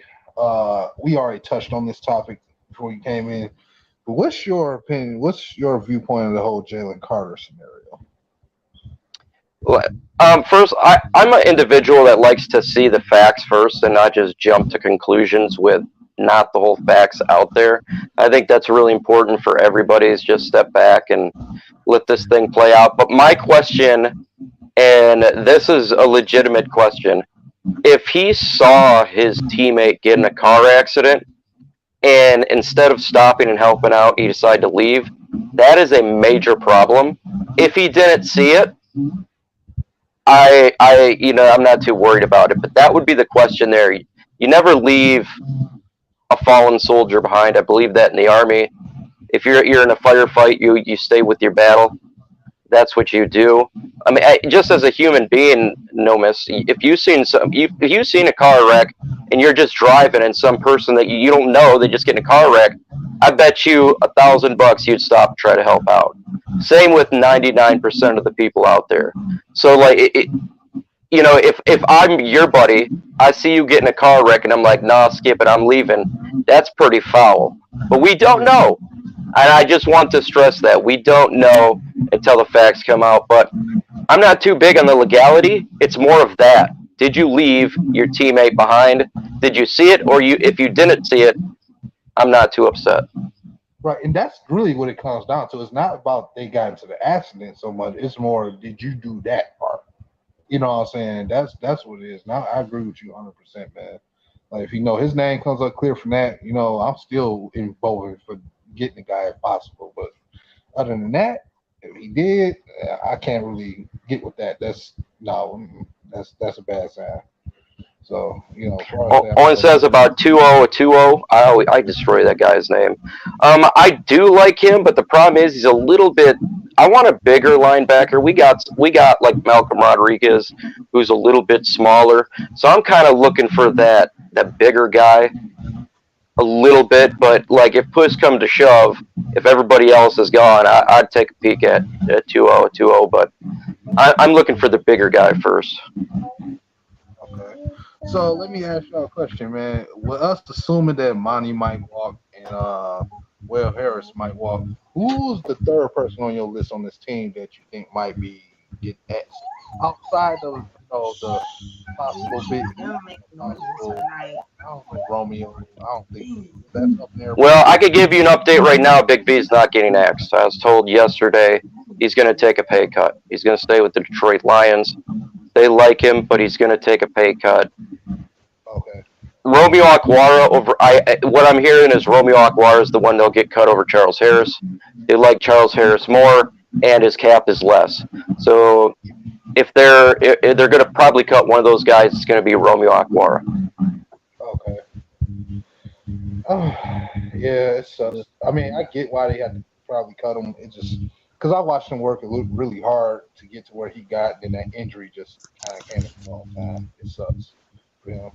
Yeah, I think that that was to me. I've been saying this even before the season was over. The biggest the biggest question mark is what's going on with Big V, because if he stays, you don't need to get a guard early in the draft. If he goes, you're probably looking to spend a guard early in the draft. So now with him staying, they don't need to go after like an Osiris Torrance, who I really do like, or they didn't need to go Voorhees in round 3 for a guard. So I mean, if you want to get a guard, you can get a developmental guy in round 5 or 6. Yeah. Um, yeah, that's gonna make this draft really interesting.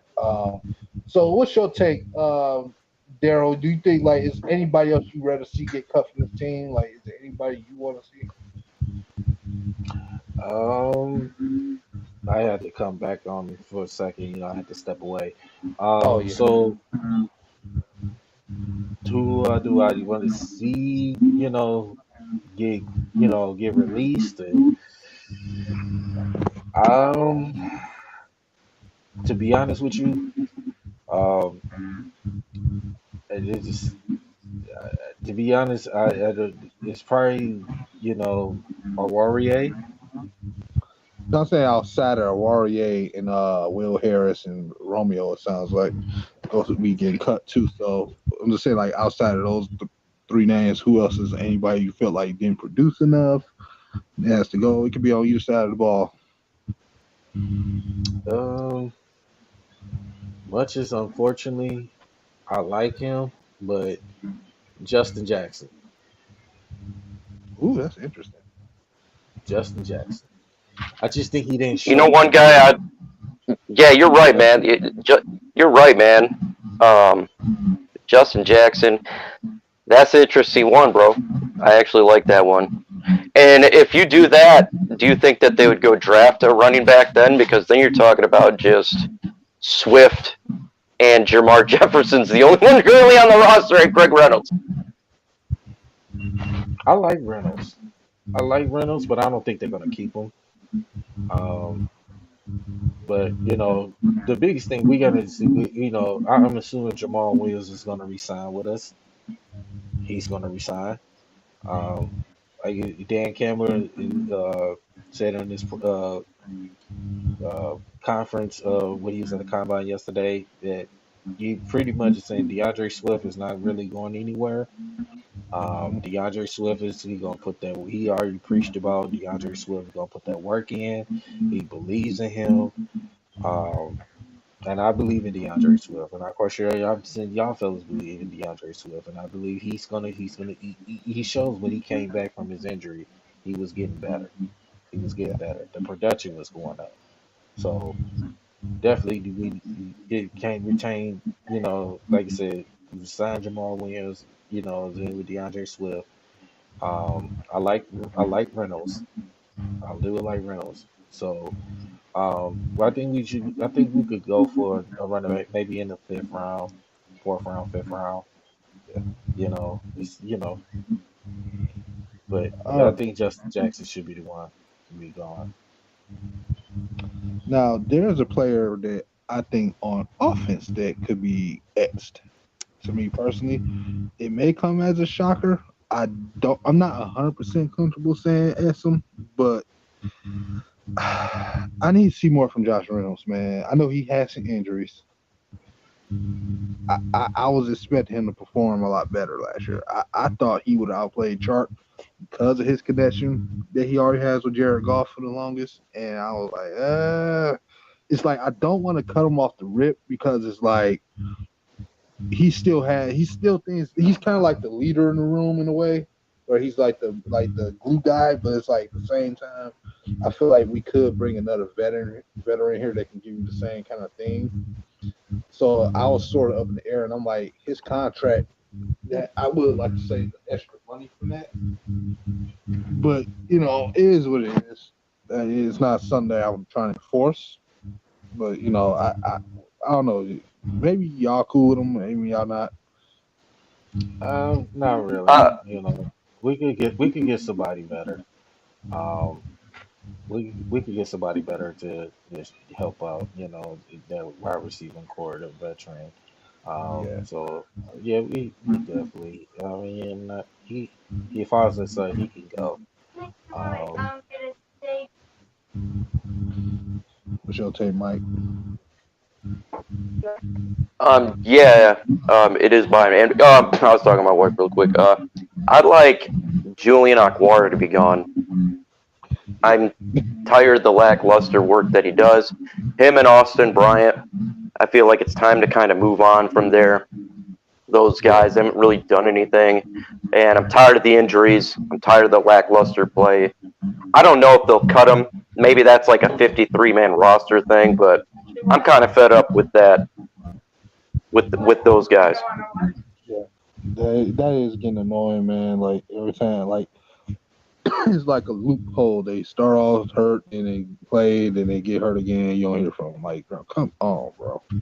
So I definitely understand. Now I want to defend something. It was a take, but Dante wasn't able to come back in, I guess. So there was a take about people saying they want to draft a kicker, which I'm totally 100% on doing. With the final pick that we have in the draft, whichever kicker that we feel good with, I'm cool with it because although our offense is designed to score touchdowns a lot, it's going to be certain times where you're going to be asked to kick a 55-yard field goal or 54 or 53, and I need a young kicker that definitely can make kicks when we need him to make it. You know what I'm saying? Like that's all. So like, are y'all on the same boat with me in that, or are y'all cool with Badgley, or bring somebody else in? Like, what y'all want to do about that? I don't I'm have a problem with 50-50. Bagley. I'll let D go first. Go ahead, D. I don't have a problem with Bagley. I mean, it's you gotta think about it. His kicker's gonna make kicks. Are gonna miss kicks. I mean, yes, it comes down to you make the kicks that counts to win games. You know what I'm saying? So Bagley's not a bad kicker. I believe he's gonna be better. I'm not gonna say he's like a Justin Tucker level or uh, the other kickers. Like the Kansas City kicker. I'm not saying he's them, but he can kick, and I believe I don't have a problem with him. Keep him. What I'm saying, let him prove another year. Then now if he doesn't get it done, this season, okay, let him go. Yeah, man, I'm 50-50 on this. I'm kind of with you. Like, I don't mind Michael Badgley. I don't got no. He's not like he's a Nate Freeze or absolute sucking or anything like that. Is he the best kicker? Absolutely not. Is he the worst? Absolutely not. He's like right in the middle there, the average guy. Look, if they draft a kicker in round 6, the final pick, I'm not going to be upset about it. We're talking about the 6th round, and if they feel like they want to go Jake Moody, for example, and they're like, this guy can help us win games. I think he's got a better ceiling than Badgley. We're going to go ahead and draft one. If not, I'm perfectly fine with it as well. Like, you just bring in a kicker for competition in the off season, see who wins the battle. But I'm fine with Badgley. He's not horrible. He's not the best. He's all right. All right, all right, all right. So, Uh, any final thoughts on the Lions? yeah, I was just about to say we can move forward and talk a little bit about the situation with the Red Wings. Red Wings, I know they just made a trade and they did another big move. So, Mike, if you want to stay and talk some Red Wings with us, you got some input to welcome to. Hey, I'm a boot out here because my wife's getting ready to go to bed and I'm on my room. So, Oh, so I'm gonna boot up out here. But appreciate you letting me on, fellas. Always man, love listening to everybody's takes out there. man, Man, appreciate you. appreciate you having on the show, man. Appreciate you, man. Yes, thank you, brother. Peace. Peace. So shout out to Micro Mike, man, one of the best out here doing it again, man. So one of our soldiers, man, fought in the war and stuff like that for us, man, overseas. So always salute to have that guy around. Done a lot of podcasts with him, but let's get forward though, man. The Red Wings, we gotta start off with the trade first before we get to the big news with them. Yes, they're on a 3-game losing streak, but they just traded Bertuzzi for a first-round pick and a fourth-round pick. That was huge. That was huge. That was huge. Um, I think that Steve Eisenman is on he got something up his sleeve. He's making moves, man. He's making moves. I mean, shout out to Steve Eisen, man. I mean, we don't give him a shout out enough, man. But this guy, he's bringing Hockey Town back, man. He's bringing Hockey Town back. No Um, problem, Mike. like Thank we, you, like man. thanks, man. Thank you. Yeah, he's bringing Hockey Town back, man. And Wet Wings is back to the, somewhat is back to the Wet Wings that we used to know. They're winning. They're trying to contend for the playoffs. I know they had a 3-game losing streak. They just lost today to Seattle. Kraken. I can't never why Kraken. Whatever. But yeah, the Wet Wings, and you see, they still young. You know that they put up a fight. They put up a Yeah. fight each game. I know they just had a tough loss. They just lost to Seattle 5-4. But you see the progression of Steve Eisenman what he's doing with this hockey team. Yeah. So yeah, but yeah, go liberate with the trade Well, I talk. actually got a question real quick though. I ain't gonna try to take up too much time, but how does the draft thing work with the hockey? Because it's like first round picks seem to move real easy. Like it moves faster than it does in basketball. Like they don't like do game of hockey not take the first round seriously or something like I don't understand That's something I can't even answer you that question because I really haven't followed the NHL draft. So I mean, not draft, but trades and stuff. But that's something I couldn't really ask you that. No, But I guess I was saying like the value of a draft pick must not be that high, or is it only depends on something? Like I guess that's what I was going with it. could be all depends on the situation, um, what they're talking. So yeah, it depends. So I would have to look into that a little more. Yeah, So, that's some research. but So yeah, man. breaking news. Dylan Larkin gets an 8-year extension worth 8.7 mil a season. He got it done. He deserved it. He's clearly been our best player on our Red Wings team. He deserved it. The extension. Like I said, shout out to Steve Eisman. And the White Wings organization. Get this extension done. We're happy to have Dylan Larkin, Yeah, as our Red Wing. I'm happy for it. He got that extension. So looking forward to him in the future bring Stanley Cups back to Hockey Town. hey, I'm with it, man. So my thing is though, what is it? Me moving forward now, like how do you operate now, in the future in the off season and because is with the playoffs and stuff, I'm not really that concerned with it this year. Like I said, I expect them to have more of a Lions season type of thing, where maybe they be just there, but they might miss out. But it's like next year, I'm real interested to see what's going to happen with the moves he's going to make because I think Brady, the Red Wings are going to be they're going to be fine. Steve Eisenman, he's not done working. yeah, He's still working. He's still making phone calls. He's still the off season coming. He's gonna make phone calls. He's gonna make some. He's gonna get this team together. They're gonna yeah, get that team together.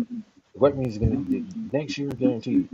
Red Wings is gonna have one of the best records in the NHL. yeah, As long as they because stay healthy,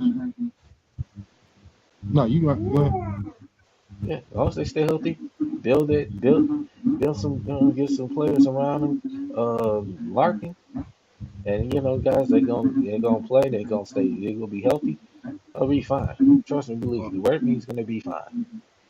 Yeah, I can't wait to them to go in there and sign some power hitters, man. Get some really increase that offense. Right? Oh my goodness. Yeah, Man, they've been fighting the last few guys despite the loss, man. They've been fighting, and that's yeah, without the most offensive time. So I can't imagine if they do get an impact player. Which the Red Wings, out of any team in the city of Detroit, they're the one team that can go out there and get a big name guy. oh yeah, absolutely. Now, also we want to talk about the neighbors a little bit too. The Detroit Tigers. Tigers, yeah, Tigers won today on their spring training. and I was able to take a look at some of the little highlights, um, some of the, you know, the progression, the things that still need to be worked on. I can see the pitching is starting to get better. I know it's spring training. I know we still got you got a month until the regular season starts. But Mhm. by me looking, some of the highlights of spring training, the offense, they hitting the ball. They hitting the ball. Um, it's like I said, it's the pitching and their defense. Yeah. Um, you can still they still need some work Yeah. um on the pitching, but you can see even though spring training again, but you can see the improvement.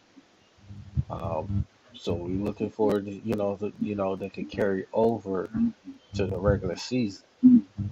About the biggest thing is the pitching, and the pitching and the defense. So I know it's gonna be adjustment different because the new rule changes in baseball. So I know it's gonna be adjustments for some players. So it's gonna take time to get used to it. So, but starting right now, it's you can see the pace of baseball start to be a little more faster. With especially with this clock, going on. So you can see the improvement of the game. Okay. Okay. Okay. All right. Hey, And okay, from the offense though standpoint, like, do you see something different with some of the guys, the main guys they'll be swinging? Like, did they have a look at Torkelson? Did you get a chance to look to see what he did, or did they? I think Torkelson still to me is the one I want to keep an eye on the most. Yeah. Him and you keep an eye on the most because it's a fact he's not been available, Yeah. and I wouldn't see it, it to be healthy enough, going to this, the season, and he can produce. Yeah. Um, that's the one I'm really looking at the most. Badu and Eric Haas. Um, I'm looking. They're gonna be okay. I mean, they're gonna have their slumps. They're gonna have their ups and downs. It's like any hitter. They're gonna have their ups and downs. But like I said, it's just um, Torkelson is the main one I'm at the most. So I mean, Cabrera is gonna be Cabrera. It is what it is with him. I He's gonna just be Cabrera. I just couldn't figure out last year what the hell was going on with Torque, because I'm like, bro, he was okay at first, but then it's like he hit the wall, he just hit it, bro, and I'm like, what is wrong with him? I couldn't figure it out. Injuries. I Yeah. mean, the injuries is kind of hurting him.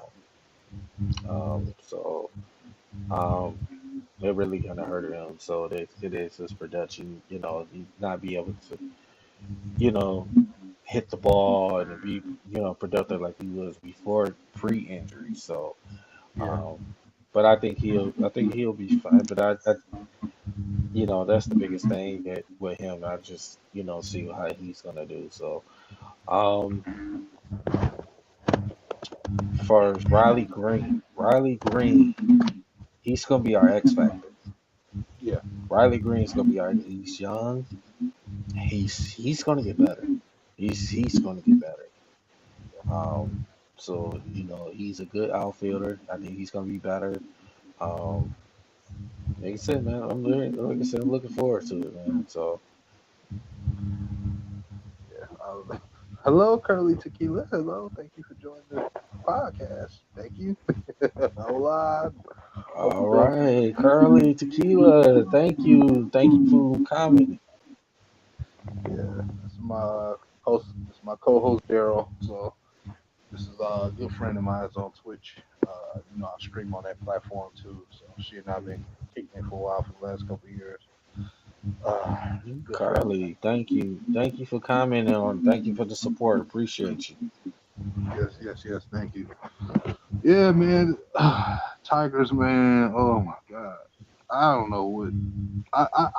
I'm glad you got me talking about them, man, because at the end of the day, we like I want to jump on that same boat with you about them possibly making a playoff round so bad. I do. It's just me. I'm like I'm too Mr. Play it safe. That's just who I am. Sometimes, you know what I mean? I I kind of understand why you say that. And Riley Green pretty much is Arcade Cunningham for the Pistons. And what I'm saying, he's the guy on offense right now that might be the one to take away with Miguel be the next man up after Miguel Cabrera is retired. He could be that next man up. Not saying he gonna have the exact same career as Miguel and everything, but I'm just saying like he could be that next man up, like you say. And hopefully when Torque can get around, we gonna have to probably definitely pay more attention to the Tigers this year, especially with the Red Wings too. Next year, it's gonna be bumping in the city, man. Like when 2023 is over with, you know how lively it's gonna be. You got the draft, you got the NFL draft here in Detroit, man. Oh my God. And another thing, I forgot to mention Javier Baez. I think Javier Baez, if he can stay healthy, he's another guy. He's a hell of a hitter. He's a good shortstop player. He if he can stay healthy, he's another guy that can help us win games. So Javier Baez, shout out to him. He's another guy. So, but yeah, man, um, like I said, the biggest thing, like I said, our defense and our pitching staff, man. Especially when it's our starters or our relievers. So we definitely looking to see what's definitely going on with it. What our pitching So, staff. I mean, we got Scoble. Scoble. We still got Rado Rodriguez. Our pitching. We still got the guys. Um, so we got Gary. We got Gary Hill, a young stud. So um, I mean we got some young pitching staff. Um, so we looking forward, to see what's. I'm more concerned with the pitching, with like I said, going forward, like Spencer Turnbull, another one. So we're looking to see that. again, real quick question: did my man get the 6 yet? You said what happened? Did my guy get the 6 points yet? The UOD. Let's see. Let me check it out. Let me check it out right quick. Let's see if he.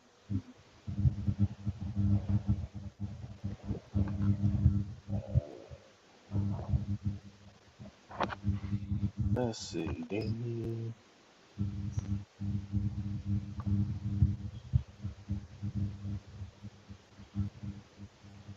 Oh, he fell 3 points short. Oh, He's Pete Maravich, Pistol Pete still got the all-time scoring record of 3,667. Antoine Davis has 3,664. So he was 3 points short of tying the record. oh man, I feel bad for him. But you know what? Antoine Davis, a great career at Yeah, UND. he still gets respect without a doubt. He needed 4 points to break the record. He was 3 points shy. But Yeah, Antoine Davis, shout out to him, man. Shout out to shout him, man. out to him. Yeah, man. He was close. He was close. Yeah, without a doubt. I hate to see it though, man. I get it. They say records are made to be broken. Yeah, exactly. So Exactly, let me man. ask you another quick question though, man. Which coach are you digging so far more? I know one's not considered a coach, but you got AJ Hinch versus Mark Long. I never can pronounce his last name. But yeah, AJ Mark Hinch. AJ Hinch. AJ Hinch. AJ Hinch he's a good manager, man. He's a good manager. So he it's just people say, I hear a couple of people talking about, oh, they should let him go. No, we should let him go because he didn't. The thing is, he didn't have the talent. He didn't have enough talent, you know, around him to get this team to, be better. Sometimes you don't have the talent. You just automatically say, oh, just get rid of the manager, get rid of the coach. No, you gotta have some just have some talent to build around to have a good, successful team. So, like the Tigers, they did. Plus, a lot of injuries came down to play as well. So, Right. so you didn't have the good pitching staff. You didn't have consistent uh, hitting. You didn't have all. He didn't have all those. So it was. You can. I can expect. Agent Hinch to do all this. With a less talent. So. Agent Hinch is a good manager, so he's players gonna buy in. To they buy in, they like playing for him. They just the biggest thing is defense is staying healthy, man. That's the biggest thing. So yeah, so we definitely gonna be keep continue looking at spring training a little more and see what lineups and um, as far as on the offense and defense and pitching staff, and be looking. Definitely gonna Right. be looking to check it out a little more. Keep in touch. All right. Well, we approaching that 2 hour mark. We like less than 5 minutes away from it, and I don't try to overhold the show a little too long. But is there any other thing, topic wise, that you want to discuss before we hit some final thoughts and wrap it up? Well, like I said, I just want to say, man, listen. I wish we had Ray Moore on the show and Hitman, man. Get their input. I wish we had one of the guys of We Three Kings join in as well. But like as far as with the Pistons, man, we understand you compete. We Yeah. see that you compete. You know, it's harder for you to close games. We understand it's harder for you to close games. Give me 1 second. Oh yeah, yeah. Of course, of Go course. ahead, so do your thing. Yeah. So we gonna try to get we three kings on here. Well, no, I know those celebrities. Too busy for our football channel over here. But no, man, glad they doing their thing, man. But yeah, I think I know what he trying to piggy off of the Pistons, man. It's a hard thing to accept, like you know, because it's like you have expectations for your team to win some games, like not in a business just letting them lose all the way out. But go ahead, Daryl. Oh yeah, so no, but yeah, first with the Pistons, man, like I say, just continue to compete, man. Just continue to, try to learn from your mistakes. Saying just play hard, and so we ask, man. We know it's a season that you're not gonna make the playoffs, but you know, um, but it's still learning. It's still learning curves you have to go through to be successful. So in the league, so um, like I said, just continue to compete, man. Just continue to compete, man. Play hard. Whether if you win or lose, as long as you compete, you're playing hard. The effort. I'm saying it shows that's what it matters. Um, Lions. Um, like you said, we get free agency. We got the draft. And like I said, I'm not getting too much in the combine. Not gonna get into much in the pro day. All that. Because that to me is not guaranteed. Oh, this they gonna draft this particular player and all that stuff. So not gonna get into all that. But like you said, it's just free agency. We'll see what teams go. Who people's gonna sign? Who's people get franchise tag? So looking forward. It's gonna be a big free agency, so big off season. So for the Lions, to what they can do, shout out to this coaching staff we have. Um, I really love it. I really love it. The Red Wings. continue to compete, continue to play hard. You still may have a chance to get in, get in the playoffs. You may not. Even if you don't get in, you still had a season that you played, that you competed. You're bringing hockey time back. You know, Yeah. and Steve Eisman making moves. The trade deadline. He's doing it. So um, we watching weapons. We watching Yeah. Tigers. The Tigers, if they said, regular season around the corner.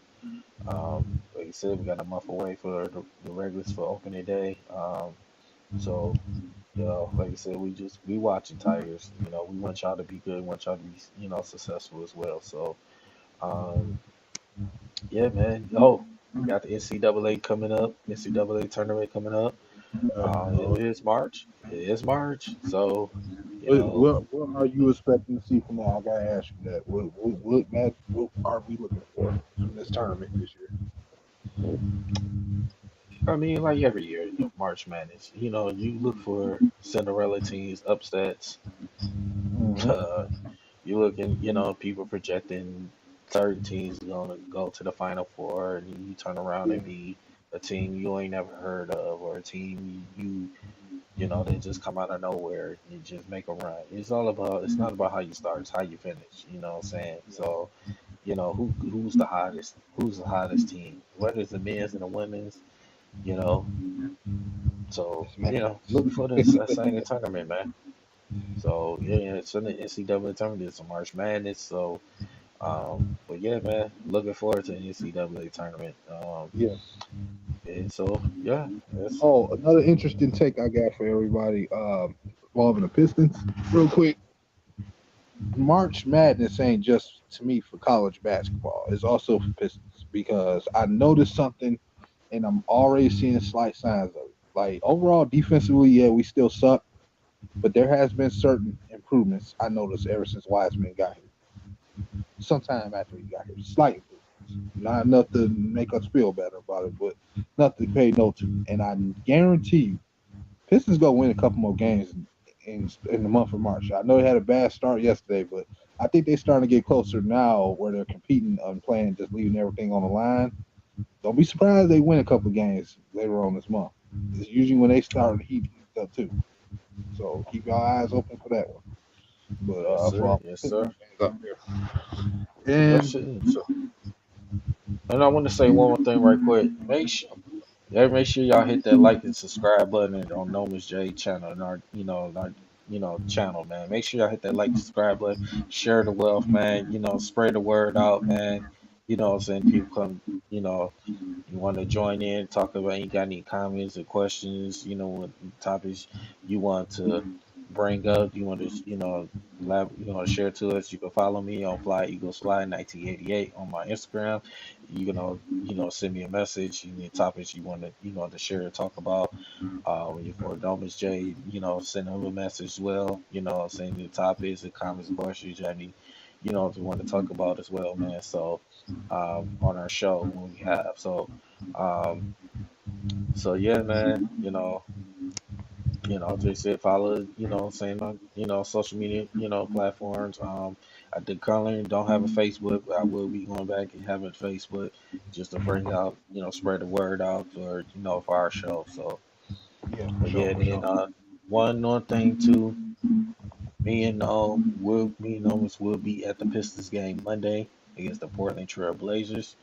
So you'll see us down there, man. So we'll be down there live. So this is the Blazers Monday night. I cannot wait to be at that event. We will be talking details too after the show about how we're going to do handle with that. So of course, but yeah. Any specific group of guys you want to shout out to before? I mean, like, we did a little shout out. Like I said, shout out again to We Three Kings, man. Big A, Big Willie Styles, everything King, man. Shout out to them guys. Shout out to the guys at Culture Detroit. What I'm saying, shout out to the guys out there. Shout out to, thank you, Curly, Tequila on the show, what I'm saying, in the comments, and get her a shout out, show the love to the ladies, what I'm saying. For Um, sure. Shout out, to Owen 16, what I'm saying. he I don't know if he got a job or not. Yeah. Speaking of, let me piggyback off something. When you said that people welcome to come on the show, ask questions, Owen. Yeah, you can always just come in like 2 minutes and say something. But no, I ain't gonna do that for him. Yeah, I don't know, man. He probably like Tommy, man. Nah, man. But but yeah, Yeah, man. but yeah, man. Shout out to, like I said, Downtown Deuce, man. Carl Collins. Shout out to Hitman 313. Ray Moore. You know what I'm saying? Shout out to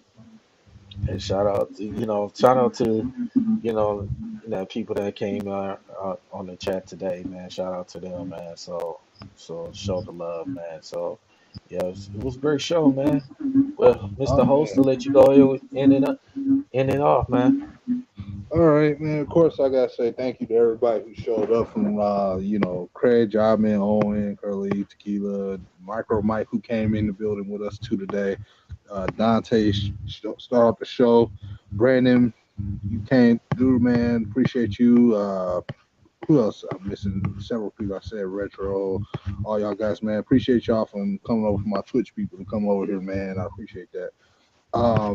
Also want to shout out Culture Detroit as well. If y'all get over there on Living Noise, man, go show them some love. You got some real good shoes you want to do exchange or something, or get something over there, go to Culture Detroit. Go on their links. They got little commercial bits out there, man. Follow King on his channel. On his page. He show it all the time on his Instagram account. So I also want to thank my co-host today, man. He always bring it every time we do this thing. The intel, man, keeping us updated on the games and the scenarios going around the NBA, man. I swear it's top notch. Appreciate everything you do. Cannot wait to get to the game with you, man. This coming Monday. Follow us for future events and anything we do on this channel, including the game itself. Make sure y'all hit the like button again, man. Subscribe to your boy. We got more content. We got to grow this thing. Shout out to everybody. And may God bless everybody, man. Whoever it is you believe in, may God bless you, bro. So, that being said, we out of here, coach. We out of here. Peace. Peace.